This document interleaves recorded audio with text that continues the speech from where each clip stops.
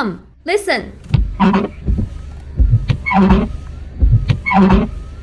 What did you hear? This car's wipers make a very harsh noise. In this case, if you take your car to a repair shop, they will let you replace the wiper blades and even the wiper arms. It will cost at least several $100s. Today, I will teach you a method that can be solved without spending a penny. Come, there is a small black spot on the wiper blade. Let's hold it down. You can remove the wiper blade. Then, let's slowly move the wiper arm closer to the windshield. Take a piece of cardboard.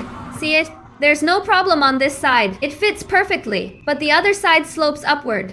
It deformed. Actually, the solution is very simple. All we need is a screwdriver. Come here, like this. Insert it into the hole, then adjust it hard. Okay. Okay, the wiper blades are now reinstalled. Next, I'll get in the car. See if the abnormal noise disappears. Let's try again. Look, the strange noise disappeared. The problem is completely solved. How about it? Have you learned it? Follow me. Learn about cars every day.